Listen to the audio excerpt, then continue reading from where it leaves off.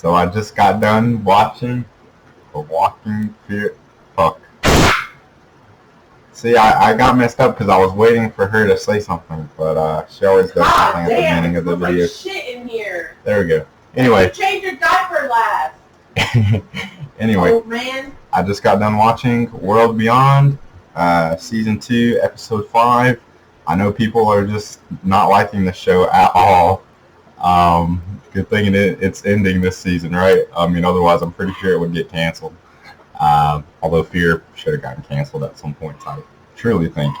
Anyway, so this episode, as far as World Beyond goes, I know it's probably an unpopular opinion, but I thought it was pretty good for the most part. I mean, it definitely isn't perfect, but for World Beyond standards, I guess you could say it was good. I mean, I've pretty much liked the show, more or less, overall.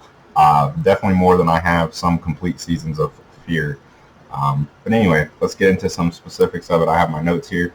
So we opened up with it reminded me of an Avengers scene style thing, which I guess it's a little bit dumb and a little bit posed because it is like they're all waiting for their perfect turn to kill the zombies. Sorry, there's a little bit of noise. My girlfriend's playing her games, and then my computer makes a little bit of noise. But it was cool anyway. So there's a scene in the Avengers where you take a camera shot through the city, and all the Avengers are doing their thing and killing the aliens, the Chitauri. And so you get that with all the characters for an opening shot, which was it was cool. But if you think about it a little bit, it's like, okay. Anyway, so they're going to Silas to ask Silas to help them in their escape plan to get everybody together and away from the CRM. I really liked a lot of Silas's dialogue and just Silas overall in this episode because he's thinking the way that I'm thinking about it, like, or just the way a logical person would.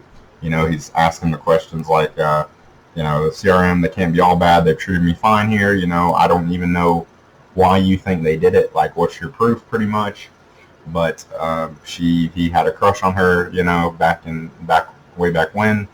So he kind of falls into Iris asking him to, even though he's very reluctant. Like, things are good for me, bro. Things can be good for you too if you just settle down and chill, you know. But and I don't think Iris presents any kind of proof to him about the communities being destroyed, Omaha and the campus colony.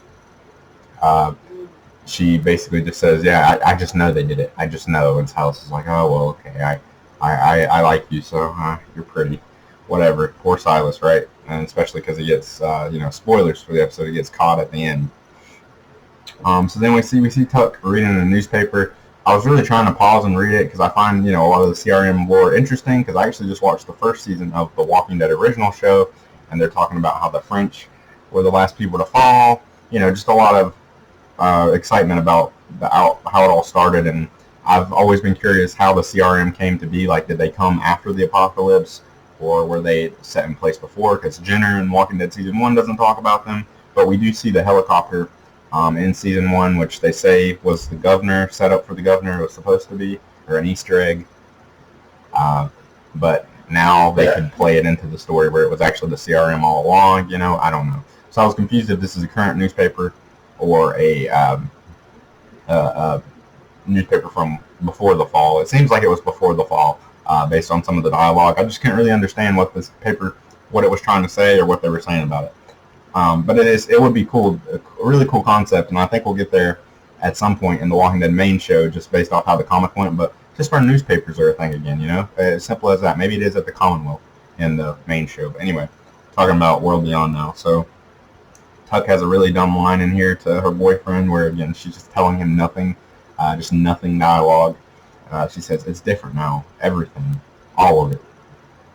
It's a lot of nothing, is what that is for the boyfriend, but he establishes that he's okay with that. There's a lot of that kind of dialogue in here. I do like Tuck though. So Iris, I already said that. Iris saying it was the CRM, but giving no reason for it. Poor Silas doesn't even know that she's fucking Perry, right? So she doesn't even like Silas anymore. She's just using what she can to get him to do what she wants to do, I guess, because she's with Percy. Poor Silas again. Hope they're giving her credit at the science lab or whatever for coming up with the yeast thing. I'm like, you guys are like have many degrees. I'm sure you sound like very smart people, and you're acting like this teenage girl just came up with something that you never even thought of. I severely doubt it, but okay. I just don't like Hope's character really. Um, so I like the line with I can't remember his name. The corduroy kid. I always forget his name. Uh, but whenever Percy's looking at him, thinking about sneaking away, and he's like, why does everybody keep looking at me like that? Because everybody wants this poor kid's jacket. I feel bad that he always has to give it up, but he's a nice guy, so he gives it up, I guess, right? But I thought also I'm confused why Percy couldn't just come in as Percy and be there. Probably, I guess because they would put him in. They don't know him, so they put him somewhere like where Silas is at, maybe. So I guess that's why he's posing as the corduroy kid. But I like the bandaged ankle scene with I can't think of his name, Felix. I really like Felix's character. I've said that before, especially even in the intro scene. He's kind of taking charge and telling everybody what to do. Although there was a weird awkward thing that him and his boyfriend did to zombies. They're like, come on, come on, come on. And at the start, I was like, they're coming anyway. You don't have to be like, come on, come on. It's strange. But anyway, there was a lot of tension in this bandage ankle scene where he has the fresh bandages around his ankle, and she's kind of the leader of the Civic Republic is kind of questioning that and piecing together. I felt a little bit of tension, and I do like that and how Felix plays it off.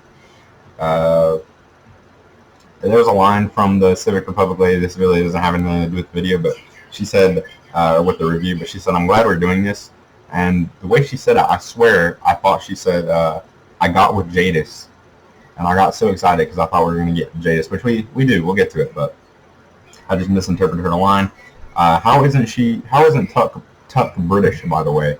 I don't know how that works being raised by like your parents. If you have one that's British, I'm sure you would definitely not have a full British accent, but I would think you would have just a little bit in there, right? Maybe she did when she was younger. I don't know, but it's just something that I think about, like, shouldn't she be British too? I guess the dad wasn't British. I don't know, but maybe it just doesn't work like that. Lauren Cohan, who plays, Maggie, for example, her accent is kind of like all messed up. I would imagine that she would sound something like that, where it's just a blended thing. So they have a scene. This is another thing that doesn't have to do with the review, but Tuck apparently liked bolognese when she was a kid. And I noticed, what is that? I do a delivery job, and a lot of kids in the kids meal, they order bolognese from this Italian place. Just something I thought about. But anyway, I do like the scene between Tuck and her mom here. Whenever you can see her kind of feeling like she almost says, like, I didn't want anybody, you were so trusting, and I didn't want anybody to destroy that, so she destroyed it first. The mom destroyed it first. So I thought that was a really solid scene between the two of them, and I felt for that. What is Portland? I'm forgetting what Portland is. Their whole goal is to go to this Portland community, which, again, I kind of think is so dumb. Like, I get that it's brutal because they killed a bunch of people that you knew and cared about, but at the same time, this is the apocalypse. It's not like you should be very grateful to have what you have with the CRM, if you can just settle in and stop trying to blow shit up, you know what I mean? But, okay, and maybe that's just me. Maybe other people would really fight and be like that, but I don't know, not me. But, of course, you got to have this to have the show anyway, right? You can't just happen to be like, okay, we're just going to chill here, and then it just ends, So, funny line from the dad, he was going to go get Lila in on it, which would have blew his cover, because you got to remember some of these things. There's a lot of, kind of a lot of layered, interesting stuff going on, for the most part, because Lila is she is a double agent, kind of, I guess, although I think she'll take the dad's side at the end. And the soldier that they have at the end for the test subjects. Oh, so we get the reveal. It seems like the reason the big communities were wiped out, which still seems a little bit brutal to do the whole community and not just take a few people here and there. Seems like overkill, pun intended. But it seems like the reason these people were taken was because they needed fresh test subjects, like not people who were bitten, I guess, people who were just killed. I don't know if that even really links up or not. Because, in season 1, I believe they weren't going for headshots, which a lot of people found annoying or dumb. Maybe they were. But now it seems to make sense because they wanted fresh test subjects to turn, which is interesting, right? So I'm excited to see how that goes more. I think it's a really interesting aspect of the test subjects. What are they going to experimenting on people? It's really horrific. But the soldier at the end, maybe I already said this, but was that the soldier that Iris killed in the woods a few episodes back? I can tell. I think so, though. And then at the end, finally, we get Jadis is coming in for the next episode. I don't know how long she'll be around or if we can expect anything from Rick anyway. I would say don't expect it because you'll just be disappointed. But it's still cool, to see. I think we got to get at least something, maybe. I'm really hoping.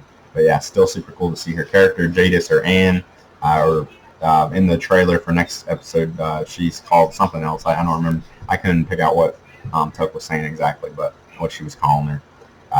There was a line though we get a preview for next week where she says, I'm ready. I'm wanting to catch up with you while we're here talking to Tuck. And the way they made it look in the trailer, they made it look like she was talking to some mystery person laying down. So they made you think like she was catching up with Rick, I think.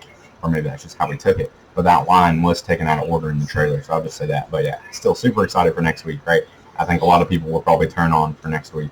Or maybe even this week, because Jadis was at the very, very end. So yeah, got a lot to look forward to. Silas getting captured at the end. Shit's kind of popping off, going down. And that's the cool thing about a final season. You probably are going to get to see everything kind of pop off here in the next few episodes because it is, the end. So I got to get all the stories wrapped up. So yeah, that's what I got. I know people aren't big on the show, but like I said, I think this episode was good for World Beyond standards. Interesting, at least. A lot going on. Not a lot of hope, right? Not a lot of hope in this episode. I think that's why I was more big on it. Don't like hope. So yeah, that's what I got. And Fear the Walking Dead video will be up soon whenever I get that watched. So yeah, thank you for watching. See you in the next one.